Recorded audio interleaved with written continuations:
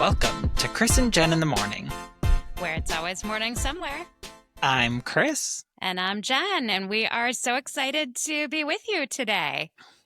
We are back in our respective chairs. We are back in our respective chairs, which I'm very grateful that I get to come home to such a comfortable place, but I really just wish I was still there with you.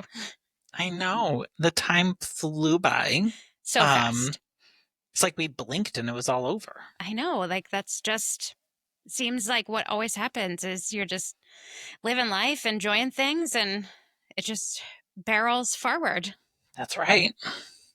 So, speaking of things that I'm grateful for, let's do our gratitude moment. Alrighty. And I don't know, do you want to kick us off? Sure. So, I am very grateful for all of the large organizations who are currently standing up against all of the nuttiness that is happening with this administration, such as the ACLU, the NAACP. I don't truly think that people understand the magnitude of some of these things and the far-reaching effects that they have. To be able to litigate these types of things takes organizations who know what they're doing, who have the ability and the funds to make this stuff happen. And I am grateful, largely because my community is being impacted by a lot of these decisions.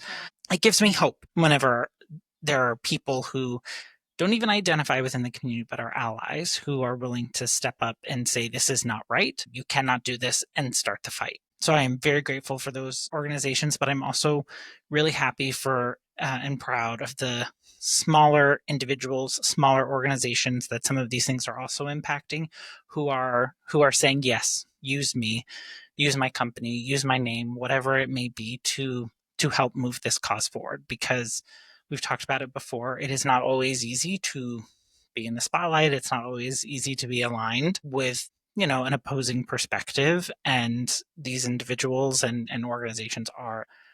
I am so grateful for them and so happy that we live in a country that these organizations can exist and do exist. Yeah, It's a bit heavy to start us off, so sorry. How do I follow that?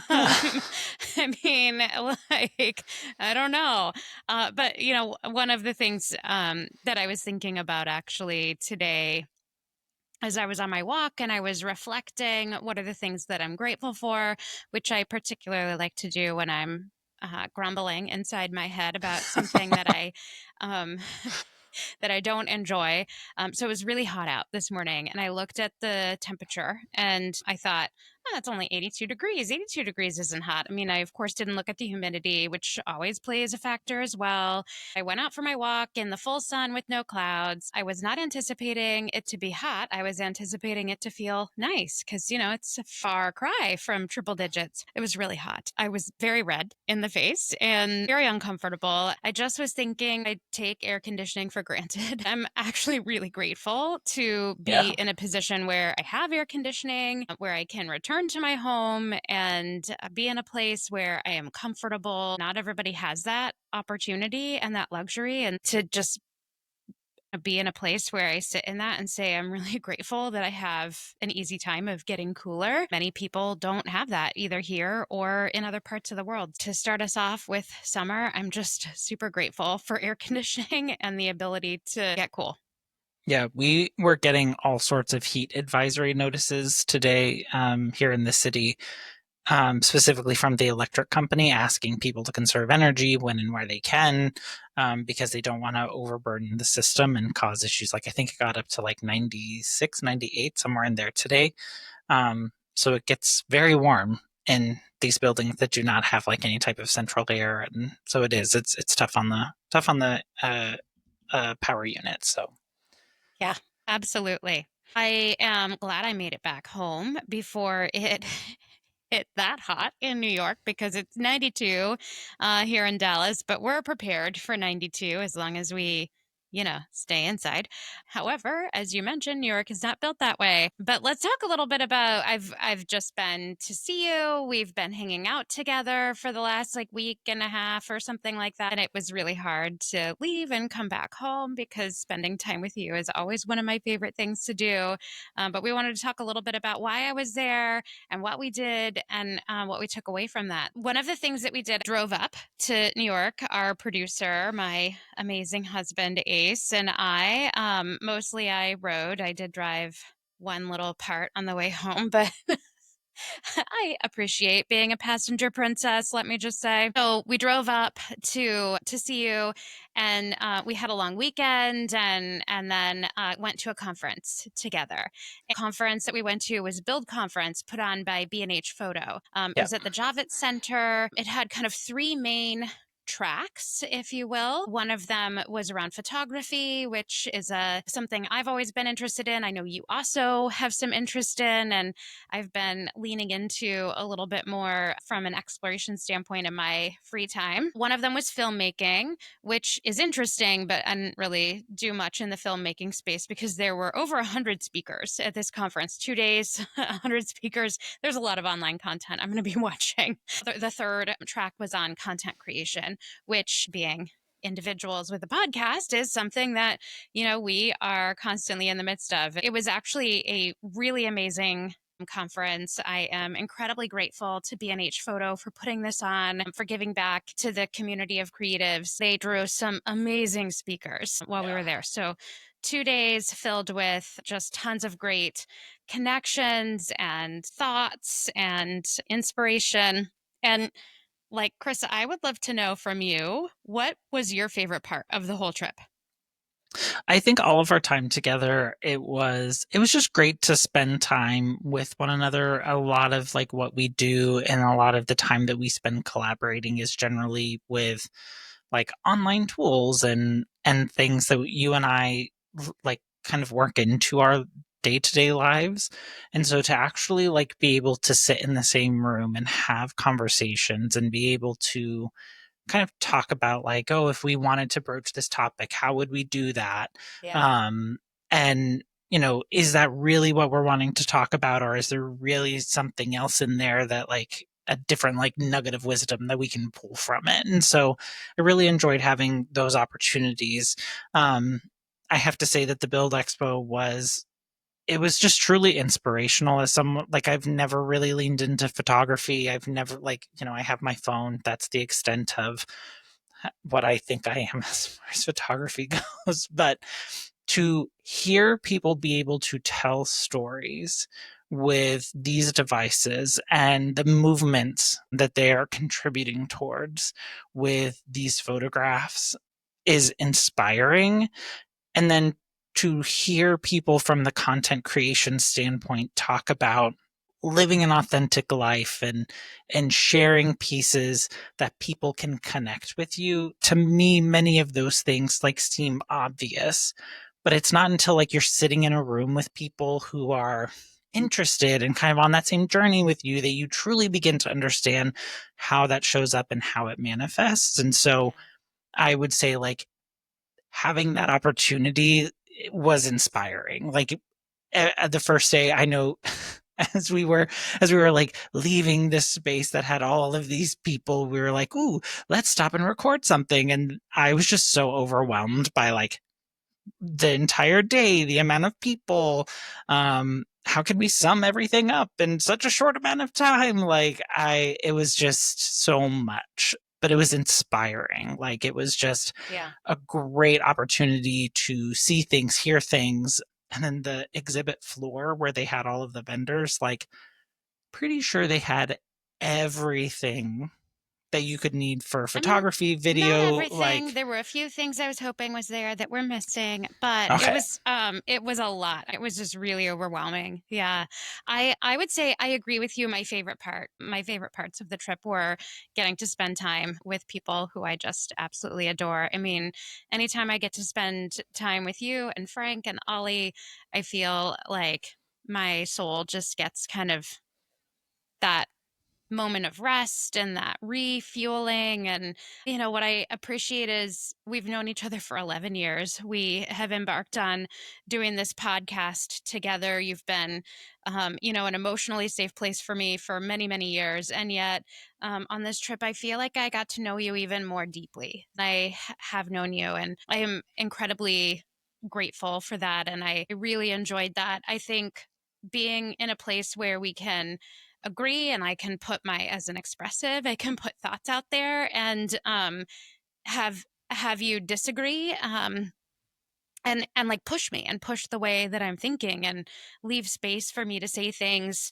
that can evolve or help me evolve in the way that I think Yeah. over time. I really appreciate having that relationship. I have said for years, if I surrounded myself with people who, are just an echo chamber of who I am or what I say or think, then I'll never grow. And I mean that. I have always meant that. But, it's not always safe to say things that, other people may misunderstand kind of the Yeah. meaning of. And I think that's a part of what I appreciate so much about our friendship is that, um, like, being able to be safe enough to give each other the benefit of the doubt so that we can push each other in the ways that we're thinking. I even recall, I think at least twice, I came back the next day and said, okay, I get it. I get what you're saying. I was wrong. What I said was wrong. I appreciate the perspective to help me grow the way that I think. So, and then I also think just getting to experience new things together was really fun for me as well. I love to put on my adventure hat and become Adventure Jen, and I love to do that not just by myself but with other people and get to Yeah. experience stuff together. So that was a lot of really fun memories made, and just stuff you can't get digitally. So Right. It's almost like you felt like the I don't want to say blank spaces, but the spaces where we're not together and we make that concerted effort to connect with one another. Like when you are with someone, you don't, it's not an effort. Like it's just you're there. And so it's a natural connection and a natural flow. And look, I think we've done a great job figuring out how to do it, living virtually, all yeah. these miles away from one another, but it just brought something different and like a different like spark. And we've seen each other since we've started the podcast, but I think this is like the first time that we've been so close to one another, um that we've connected, and I think it just showed up differently this time. Yeah, I agree. um I think, one of the other favorite things of the trip for me was just um, the the amazing individuals that we got to actually be like in the room with. Yeah. There were some really big names in photography, like Cristina Mittermeier and Paul Nicklin are amazing individuals and photographers who've really been pushing the bounds of what nature photography can really do in the world. And that was really incredible and inspiring. We got to listen to Lynsey Addario, who is also a photographer. I think the New York Times maybe is who she's been working with most recently, but I mean, major publications, movements across the world, war photography. She was a prisoner of war at one point, and just getting to hear them storytell was truly inspiring. And then, we got to be in the room with, some of the folks at, some of the social media companies who are a part of that sort of creator world, and hearing what they're about and how we can come together as a community and support each other. And that was Yeah. great. And then hearing from other creators like Gregory Litley and Cassandra Bankston and Jacob Wallach. And, there were others as well. I think that panel was probably one of my favorite creator panels. And just getting to, like, for them to be willing to invest their time to sit up on a stage and share what they have learned and what they are feeling, and even like what they are personally thinking about in the creator space right now and what they're wrestling with. I know Jacob was sharing a little bit about that. Like for me, that was just like really I don't know, what's the word I'm looking for? It just was like really reassuring that you don't have to have it all figured out and have the whole plan and the map and Yeah. know, exactly all the right answers. That you just can, we all get a little lost sometimes and we just keep going. And that's what this is all about. And so for me, I think that was another one of my favorite parts was just being able to be in the audience of, you know, such a great group of individuals who are so passionate and at the top of their craft. Just huge thanks to B&H Photo for pulling that together and giving us that space. Yeah, it was, like I said, it was inspirational. Cristina Mittermeier told us, like, she went through her story and then at the end said that there was a special with National Geographic with featuring photographers. And so, like, that night we came home and we watched the episode with her and her husband, and it was really cool, like, to see her talk about, like, her career and how it inspired her and moved her into this space that she didn't even know that she wanted to be in. Now how it's, like, inspired this whole different, like, lead on life for her was absolutely incredible. Highly recommend checking out Photography. We watched it through Disney Plus with National Geographic, but I highly recommend. Yeah. It's just getting to see the world through other people's eyes and to hear their experiences was inspirational, truly, truly inspirational. Yeah, absolutely. What and speaking of inspirational, what moved you the most? I think Lynsey Addario's keynote was probably the one that moved me the most. Um, like, I will say, like, I know, like, I've looked at photography. I know that it's an art form. I know it's all of those things.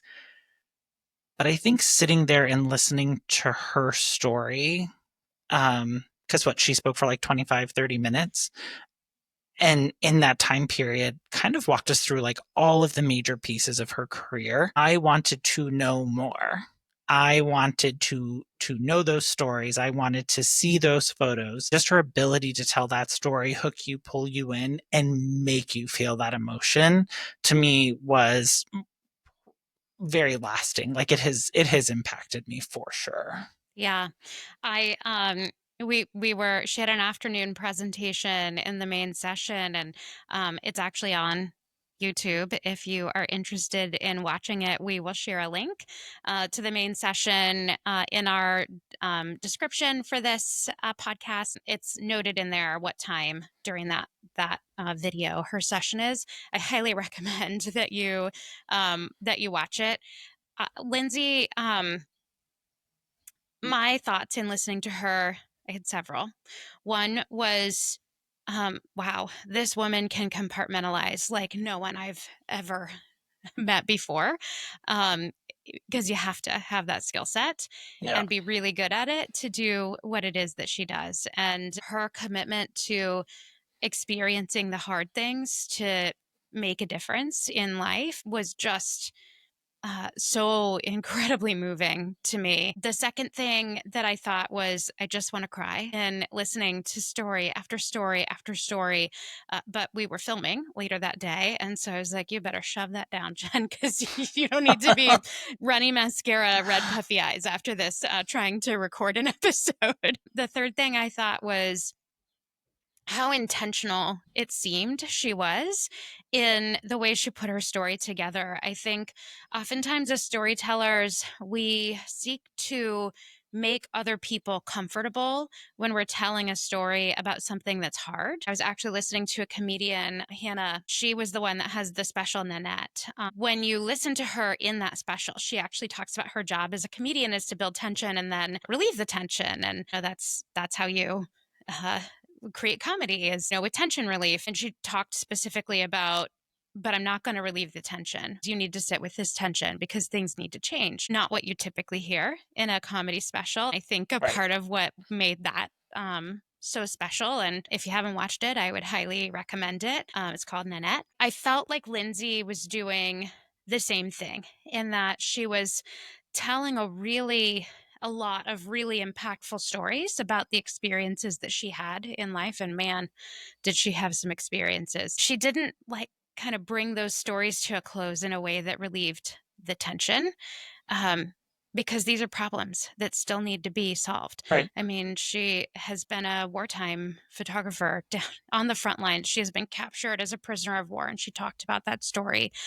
And I wanted to know more, and I thought a lot about that. She talked about mortality in giving birth, and that the stories that she was able to see and then tell through photography and the change that she was able to help create, but she didn't put a bookend on that and say, okay, well, it's done, because it's not done, and there's still more that we need to do. And Right. so I think, for me, it was a reminder that sometimes when we're telling a story, the point is not to just make everyone feel better about it so we can go about our day. It's to really pull the veil back and create awareness about what life is like all around us. And, you and I have been talking about empathy and understanding things from somebody else's point of view. And oftentimes, when we think about what something is like in somebody else's life, who doesn't fit the general, what the public culture identifies as normal, you know if they're going through a struggle, it's like we kind of take a look in, a little bit of a window in, and we say, oh, that's too bad, but then we put like an ending on the story, and then we go back Yeah. to our daily lives, and people are still living in that. Well, A really that's kind of what notable thing. Lynsey was saying, like at the end of her, because I think someone like had asked her a question, and her response to it was something to the effect of, where I go and where I take these pictures, life goes on there. Like it's not like I take this photo and then like there's this immense change, everyone starts pouring resources, but like people want to exist, people want to live, people want to have resources, they want to feel seen and safe and all of those things. And um like when you're going out and taking photographs of war happening right in front of you, I think it's easy for people who have not been through that or have not experienced that to be able to be like, oh, well, that's there, that's not here. I feel Yeah. bad for them. And she literally said that. That is one of the things she talked about. She said, people who are in countries who are at war, those people are just real people, just like you and I. And they want to get their kids to in good school, and, they want to feed their family, and they just Right. want to live their lives. And it's so easy for us to think about, well, what side of the war is their country on? But to be clear, like, these are just people living their lives. Right. And while their country may be at war, like, they're still humans just trying to live their lives, take care of their families and their kids. And we distance ourselves from the reality of that by just focusing on the story of, the governments at war, and Right. not focusing on the individuals who live in these places that are impacted by all of this. I think that's an especially poignant thing for us to be thinking about right now Yep. as tensions amp up, around Yep. the globe. Um, For but sure. but I also am not suggesting that war is something that is just starting to happen. It's been going on, but I think it's just something that for me was incredibly moving to get to hear her story and be reminded that if we're going back to our daily lives and just kind of forgetting about it, then that's not what other people get to do. Right. Exactly. She did great. Like even her ending, like how she wrapped it all up was perfectly done. I like how you said, about having the bookend and life starting back, but for us as the viewers, but I feel like her whole point is there's no bookend. This There, isn't yeah. over yet. It was Like like an this, abrupt ending, and it was just kind of yes. like, wait a second. And it Yeah, wasn't accidental. I'm She sure did she did she that did it on intentional. purpose. Yeah, intentionally. She was a fantastic storyteller in a way that I haven't thought about, and that was incredible. And of course, Christina too. Very different kind of storyteller. Fantastic storyteller. To your point, we walked away that night. We wanted to know more. We started educating ourselves more, and I think just what an incredible, enlightening experience Yeah. to start. Um, you know, opening our eyes to things that we haven't been thinking about. Yep. And all through, like, again, I go back to this, like, all through photos. All Like, through these photos. individuals were telling stories and using photos as like the prop, the vehicle, but like it was their experience. It was the words coming out of their mouths that like had you hooked in. So it was all really, really good. It was incredible. I So, will say oh, one thing that I wasn't expecting yeah. to find so informative was that Snapchat actually hosted one of the sessions on the content creator section. They talked about Snapchat in a way that I've never heard Snapchat talked about. In fact, I would have thought like Snapchat is one of the um like older Legacy. platforms. Like Yeah, it's going, legacy like platforms. it, That's like a much it's going nicer way to to the say place that. where MySpace went. Correct. But as they were coming and talking about what the platform can do, how it's used, talking about the users who are on it, like it is an untapped platform, and we certainly are not on it So yet. stay tuned for our Snapchat info, our deets. You can see us there when Chris sets that up for us. Yes, but I found it fascinating because I was on Snapchat like when it was in its heyday, I and never then was. when other you're not a Snapchatter, I never were a never Snapchatter. was. I All never right, was. I don't know why. There was like some reason that, like some buzz of something about what it was, and then I think I was just like, there's too many things. There was a period of time I went through because before social media became like just a part of our everyday lives, it was something that, my industry that I was in was embracing. And it was like, be on all the things, do all the things. I live with that little red bubble on my phone with text a very large box number on it. of all of those unread messages that didn't start happening until like 2 years ago. The text I would always read now, it's like there's even too many of those. There's just too many places for people to reach out to me, and it's overwhelming to me. I also think I just didn't have the bandwidth for it. That's an interesting perspective because in all of the sessions that I sat in, it didn't really talk about building the community in person. Like it's all about using the digital platforms like for reach, right?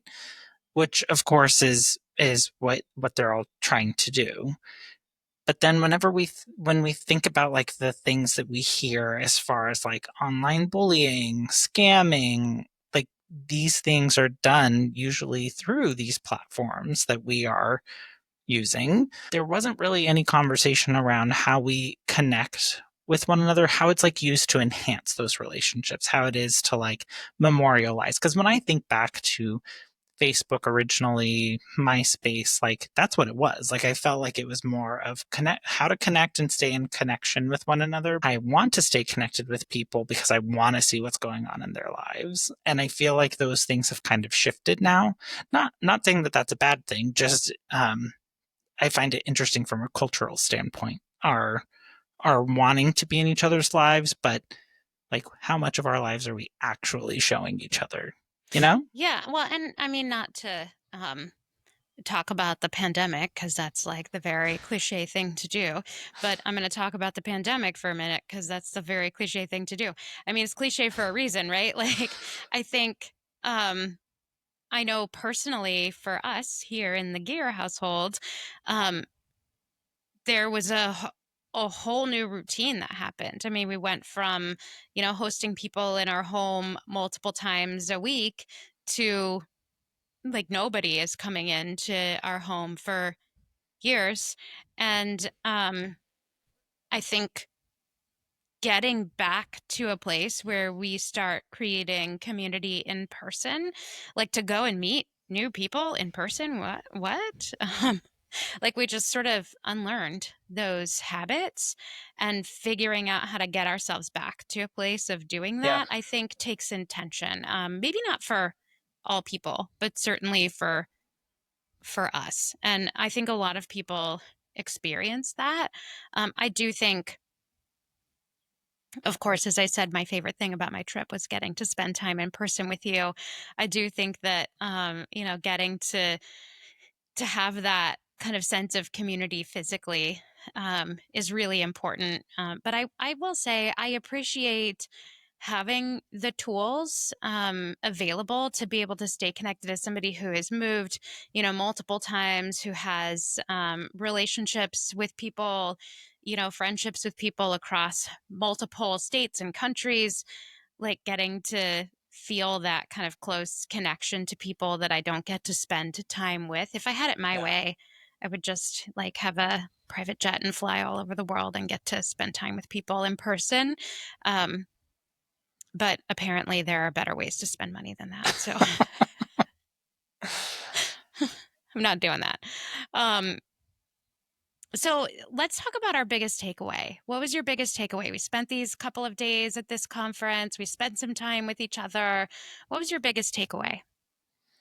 Um, I'm gonna say I'm gonna give two answers because I feel like there's one for the conference, Yeah. and to me, that is the power of storytelling, which is not something that is new to me. It is not something, but like I said, seeing the different ways that people do it and use the tools to tell their story to me was inspiring. And there were people who did it really, really well, and so they have followings. They have they've some of them started very organically, like knew no one and just started growing a following. Others were very well known because their work had been published in other places and they had a following. I think it's that ability to tell your story, your ability to show up as who you are. To be very clear, it's very different than who you think your followers want to see or hear. To me, that was a big one from the conference.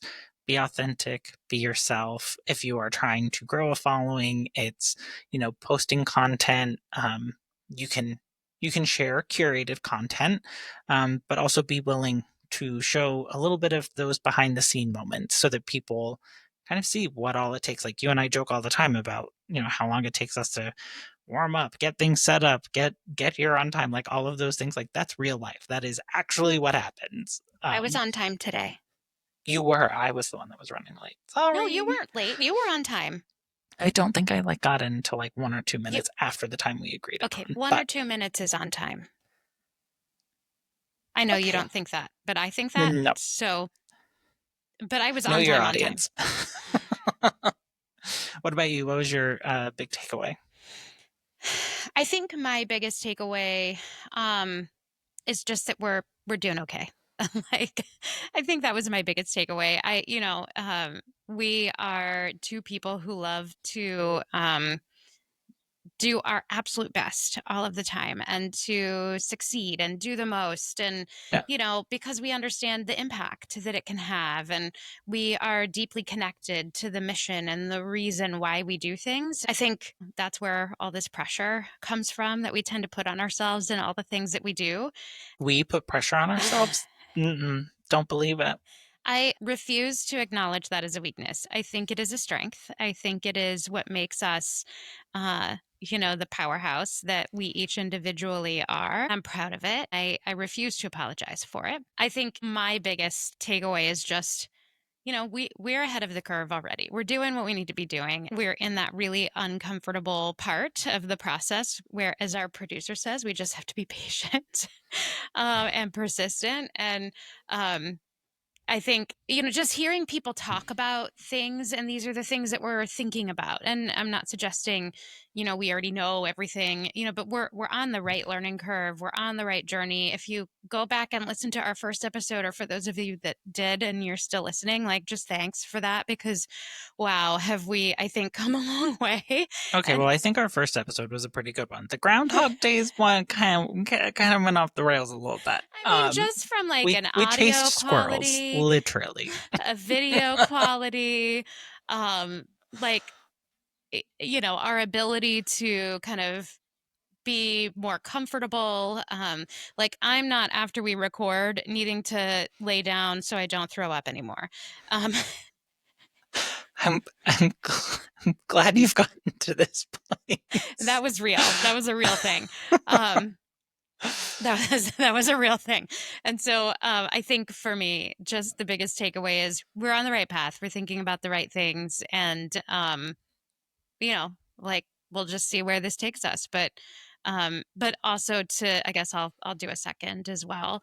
Um, like just stay committed to what it is that we have to say, and not try to be somebody that somebody else thinks we should be, because when you do that, you sort of lose the interesting parts about yourself. You lose your message. If you just show up as your real self and you say what you have to say, like all the rest will kind of come in time. I think those were my biggest takeaways.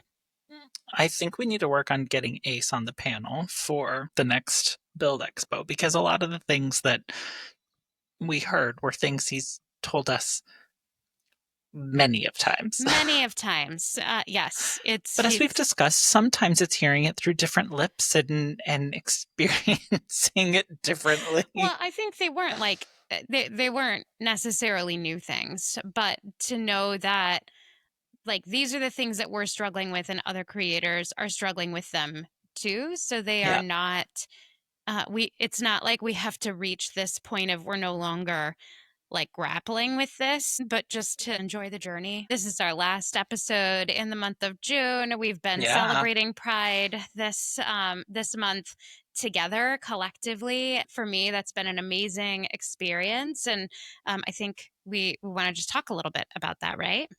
Yeah. I mean, I think first and foremost, a huge thank you to you and to Ace for allowing us to use this platform for such important conversation and allowing me to share my story and hopefully inspiring others and allowing them to hear some different perspectives that maybe they haven't heard before.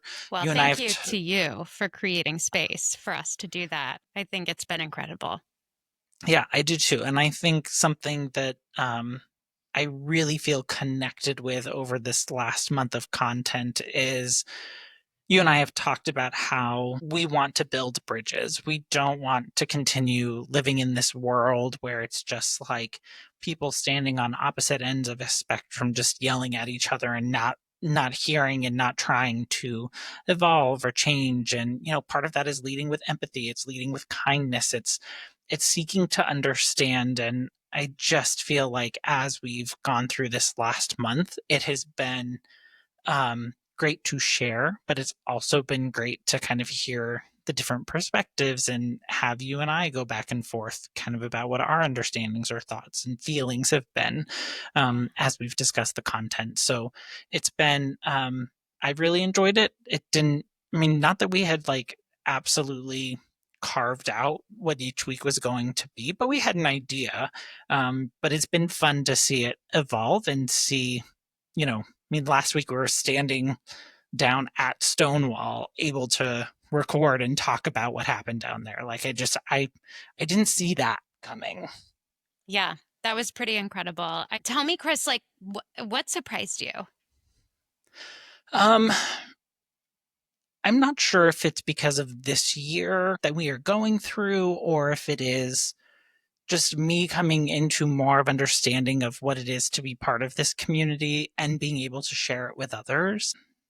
But to me, I feel like I have been pulled more emotionally in this last year around these topics and around true advocacy for this group. And I think a lot of it could be because of the vile things that are happening towards it. I feel like I need to be a voice because I do care. Not just because I care because I'm part of the community, but because there are people within this community that I care a lot about. I speak up now. I care. I am passionate and I let it show. I think as we have gone through this last month, it has been surprising to feel a connection with the history, with the community that I'm sure I had before, but it just is landing differently this year, if that makes sense. Yeah.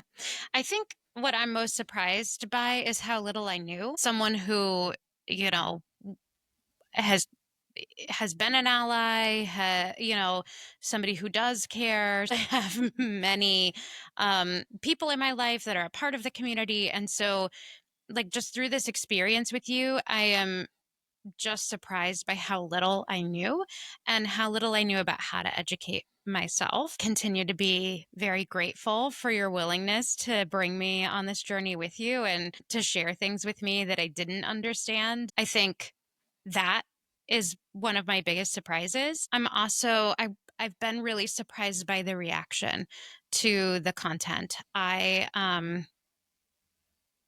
You know, I guess I've just been living in this little bubble where it's like, well, it's not that abrasive. Like, I'm surrounded by all of these people that are a part of the community. And then, we go to post something and, our content that's not about pride gets, great response. And our content that is about pride gets a very opposite negative response. And Yeah. um, I was surprised, not that people will feel a certain way, but I was surprised about I guess, the magnitude of that. I think there was even a moment where I had shared with you, I just feel like kind of hopeless a little bit for a moment. And I know, then it was like, feel your feelings, go through, give yourself space to have this feeling. And then let's think about this logically and do some research. And is it kind of the part of the internet that we're on? Is it, the people that, have been engaging, and like, where does this come from? Um, or is it really like a cross section of representative of the entire population? The answer we got to is, probably not. I just it as we were like posting things and seeing those reactions, I remember like us texting about it and you sharing your thoughts on it. And like, not that I thought that there would be a,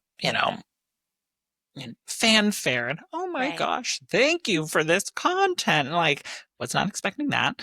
But I guess like part of my life when it comes to like who I am has always been like creating these buffer zones or this expectation versus reality type thing. So it's just interesting to kind of see you going through these, What you have to go through all the time. Yeah. right. Well, and not that it's all the time that I go through it, but I just think it's like this expectation of like, oh, I'm sharing this stuff and I'm not doing it to like put it in your face. I'm not doing it to offend anyone. Like, if anything, I want people to hear the stories. I want them to understand. I'm not saying I need you to agree with me. And so I think it's been interesting to get to see someone who is an ally of the community kind of go through it and see the reaction. It's informed me. Like, it has helped me understand like our differences in a good way. Like, What, and it was not lost on me that here I am telling you, oh my gosh, I'm in despair about this negative reaction. And you're probably sitting over there like, welcome, Jen. Welcome to the table. Take a seat, have a chair. Like, I'm so glad you've decided to show up finally. yeah, it um, wasn't. Not that I you would will. ever say that to me, but like, that Right. was what I envisioned, right? You saying is like, okay, all right. Now I see you've joined the dinner party. But I do think that there is beauty in this, in the fact that like this is a journey we have gone on together, and we have taken purposeful steps, and we have navigated it with one another. And I think that we both kind of had that same apprehension as we were starting, like, oh, what Yeah. if we make stuff and people don't like it, or the comments are mean to us, or what are we going to do? And I think we have navigated it in a much better way than I was expecting us to. Like, Yeah. not sure like I had the highest expectations of myself, but I want to say, like, I told you this back whenever we posted something. I'm not posting this for the masses. If this is a lifeline to one or One two person. people, Yeah. I'm totally fine with that, because I was that person who was looking for that lifeline, looking for that connection. And if it only resonates with one person, great. It was purpose, like it was meaningful enough, Yeah. and I am happy that we put it out there. And just to clarify, like, my despair was not about the reaction to our content. It was like, is this really what's out there in the world? Yeah. Like, is this really how the majority of people feel? Um, because I thought indifference is where the majority of people lived, or like ignorance, indifference, and um, like the fact that it was just such an overwhelming negative response. Um, I'm grateful for the experience because it gives me a little picture into what it must feel like for people who are afraid to like be their authentic self, because they don't know, you know, how that will be accepted and how other people will respond. And, it's just a tiny little picture into that window, but it is one of the things that surprised me the most. I Yeah. was not prepared for that. And I think it also encouraged me to just keep on going, because if that's the reaction, then like we need to do more to educate about, what's really going on. Yeah. Um, because we're all just people trying to make it in this world, and we've got to start talking about the things we have in common, because there's so much more that we have in common than we have not in common. Yeah. I do think I don't remember which episode it was that after we had posted or what we had posted, but you and I were actually having like an on the phone conversation. And um, I said something around, well, this is a big difference between like people being tolerant of it and people being accepting of it. And I remember you were saying like, "Oh, I've never really thought of it in that context." And so like us having that conversation around like, people were willing to be nice and like cordial and engage in conversation. They're not going to be like, "Oh, I'm not talking to you because you identify as gay. I'm out." Like majority of people are not that way. However, whenever it comes to like me choosing the content that I want to engage with and what the information I am seeking out, like, why are you serving me this? I don't like it. Dislike. And like, look, we went into this knowing that, not everything was going to be for everyone. To be very clear, we are not complaining about that. It's just more of that eye opening experience of there is a very big difference between people tolerating something and people accepting it. Like Yeah, two very different things. absolutely. So 11 years of you actively participating in Pride. What stands out to you this year? Um, I think I'm more proud than ever. Um, but I will say, whenever we were walking around Stonewall last week and like seeing all the people, and like there was just an energy that I really enjoyed while we were down there. And as we were walking around, like it's a long, thin triangle. And it's you, me, and Ace walking around this space. And of course, it's public street, so people are walking around us.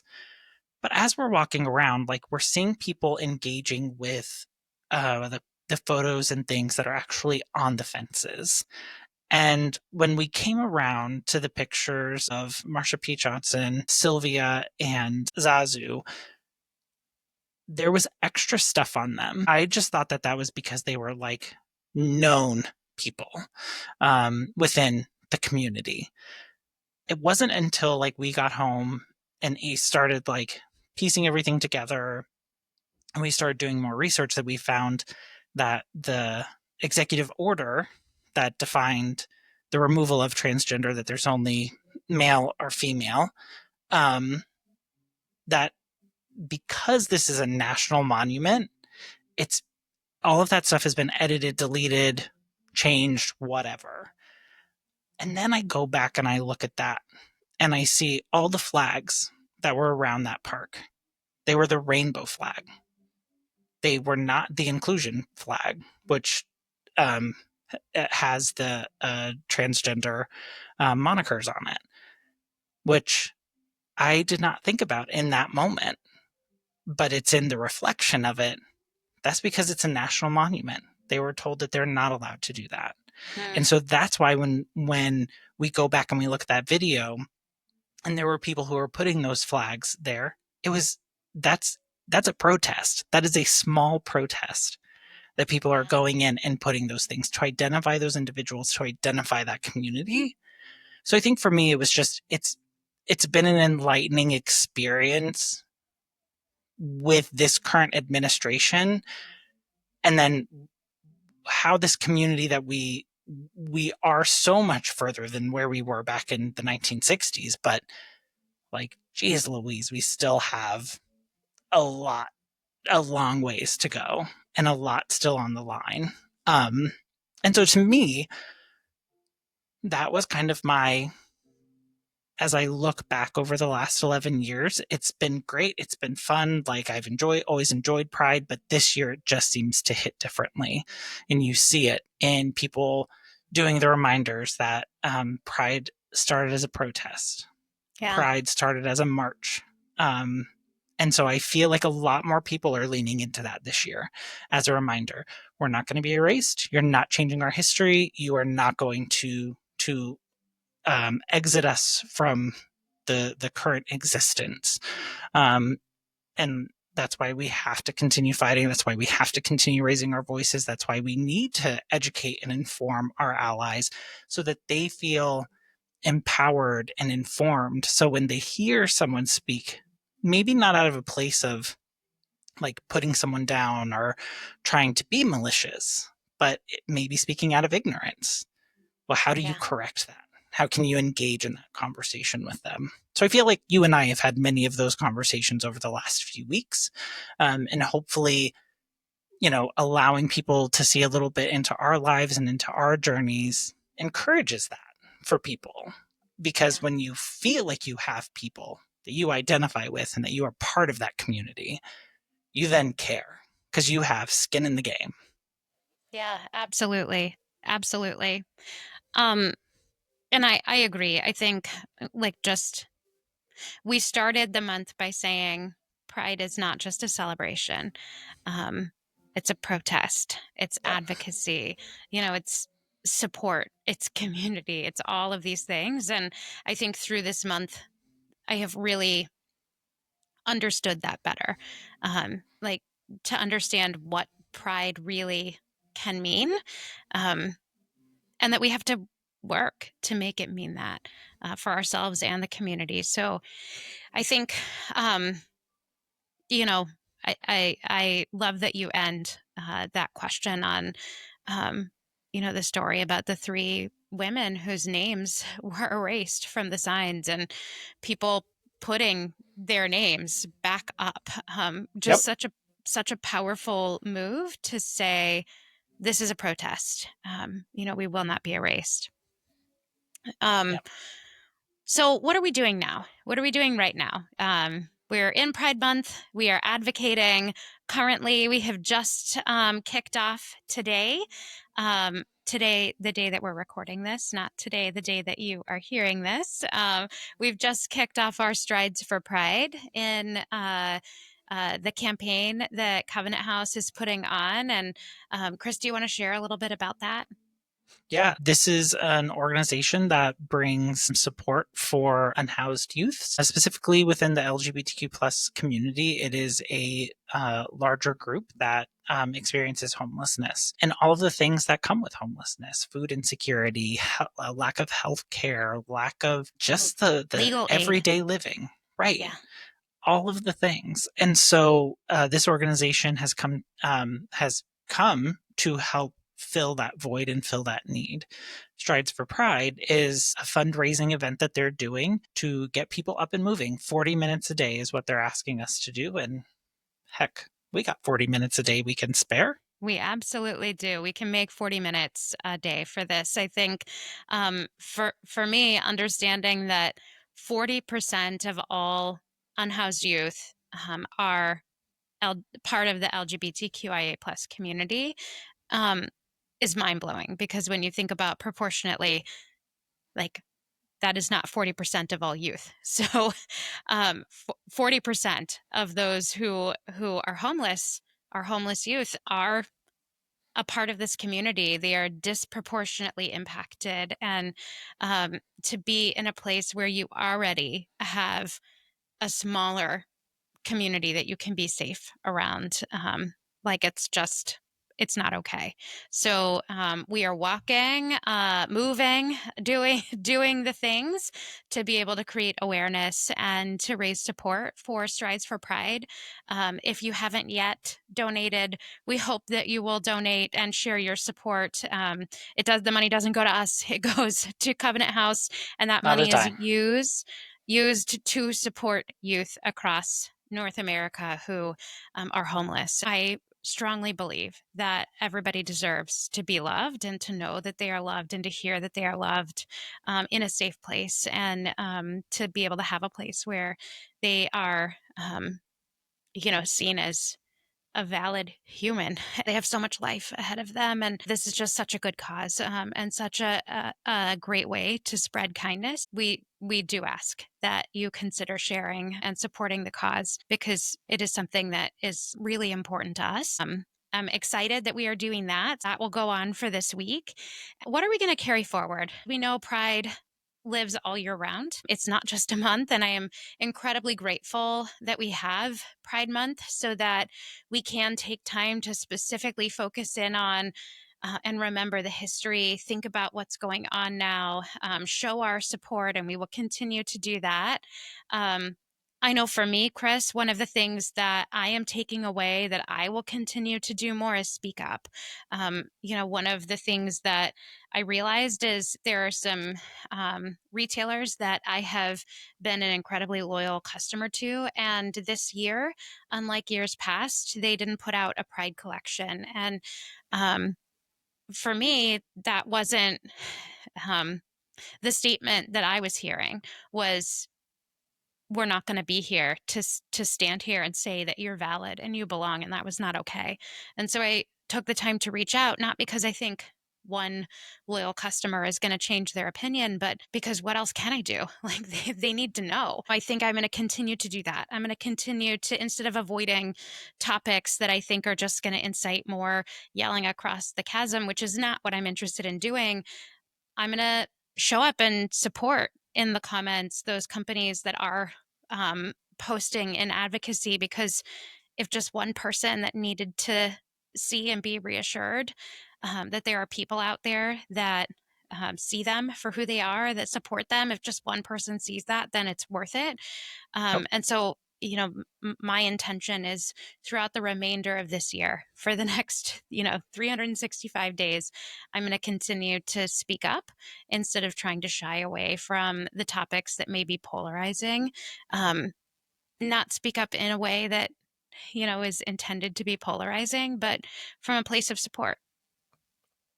I recently had an experience of a conversation with someone, and they said something to the effect of, we were talking about LGBTQ plus rights, and someone said, "Oh, well, let's not get political."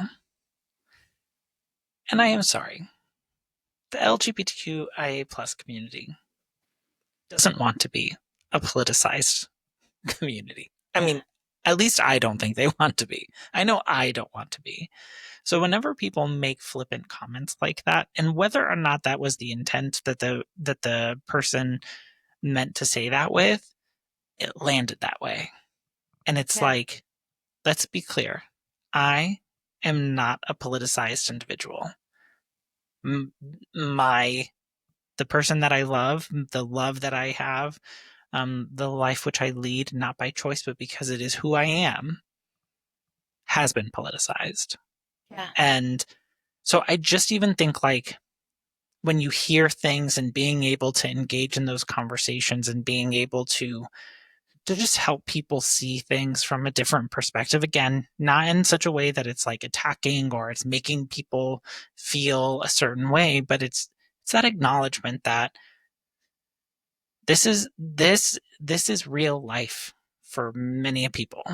And so you know be aware.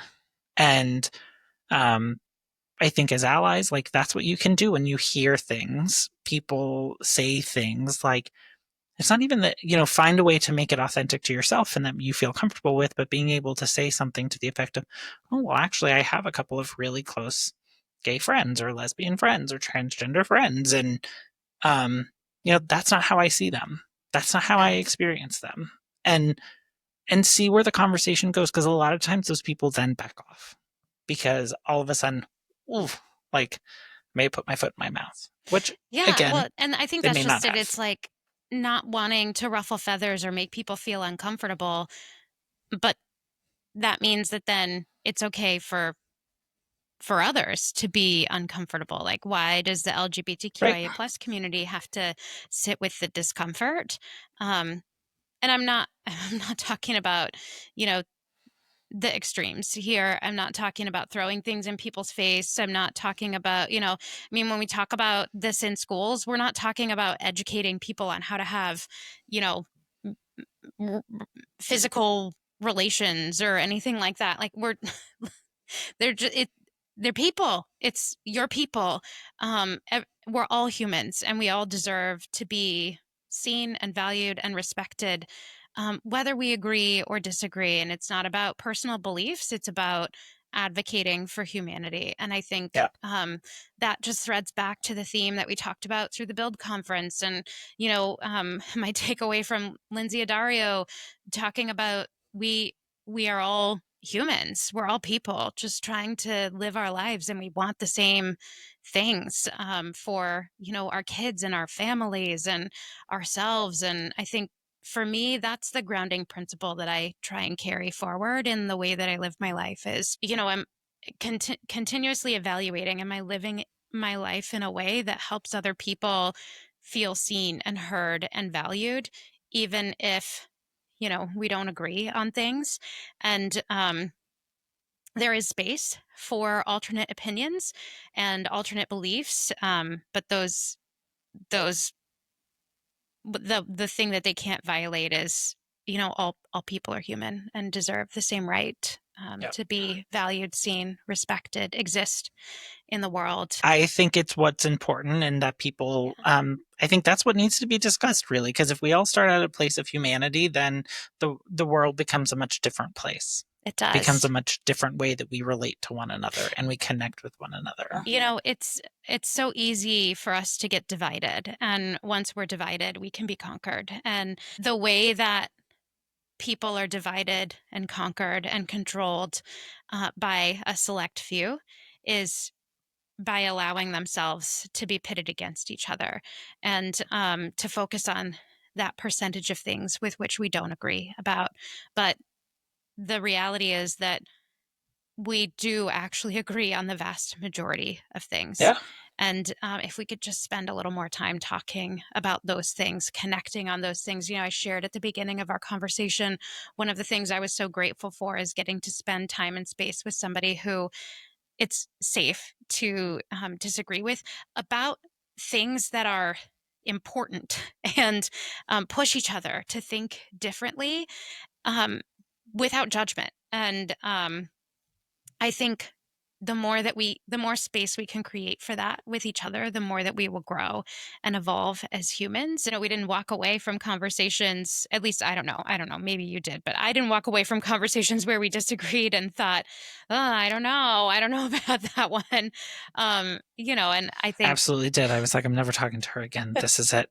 We're and then the leaving. next day, here we are again. No, but I think that's the thing. Yeah. Like to be curious. Like Yeah. to be curious and want to seek to understand, like, what are your motives? Why do you think that way? What has what has brought you to this place where you are in your life? Like, I want to know, not so that I can judge you or that I can decide whether you go in the friend or foe column, but because I want to know. Yeah. Because I know my journey wasn't a linear journey, you know, and so I don't assume anyone else's was. So it's through those experiences that we get to learn about like what's shaped a person, what makes them tick, and like to me that's what's interesting. Like that to me is how we connect with one another, and I think that's why, like, kind of going back to this theme of storytelling, like that's what I love. I love to hear how our emotions move us, how we connect with people or things, um, because ultimately that's what moves us. And that's what creates change. Yeah, it And does. we can choose whether it's good change or bad change. Reminds us that we're all humans. We're a part of the same species, and we want many similar things. So thank you, Chris, for sharing this Pride Month with me in such a special way. I think, I don't think I know I will forever be changed by this experience, and I'm incredibly grateful for it. And I was not expecting that that's what this month would become for me. I truly appreciate it, and I'm very grateful that I've had the space to really dive in to this with you. So we will continue to carry our torch and That's right. to advocate for the LGBTQIA plus community. We appreciate you hanging out with us to talk about Pride and all of the things that are a part of Pride Month for us this month. That's right. Thank you. We would love to hear from all of you. What are you doing to pull Pride through the rest of the year? How are you going to show up differently? How are you going to go educate yourself? Whatever it may be, please feel free to share that with us. We'd love to hear from you. Depending on what platform you're listening to us on, you can drop comments. You can reach out to us via email at christianinthemorning@gmail.com, or you can send us a voicemail text message at 940-278-8129. No one has texted that number yet. I know it works. We tested it. We really want to hear from you. Be our first. Who's going to be the first? Time will tell. Don't forget also to follow us on social media platforms. We are anywhere that you can find a podcast, but we are so YouTube, Spotify, Apple Music, all the places wherever you're listening to us. We also are on Instagram. We're on Facebook. We are on TikTok. Where else are we, Chris? We're going to be on Snapchat, apparently. we are in all the places. Definitely, whatever social platform you're using, wherever you're at, feel free to drop a comment. One of our favorite things to do is to read the comments and respond to them. Definitely engage with us. If you have not already subscribed to our channel, please do. It really helps us. It helps the algorithms find the right people that want to hear what we have to say. Please follow, subscribe, drop a comment. And until next time, just be kind to one another and have a fantastic week.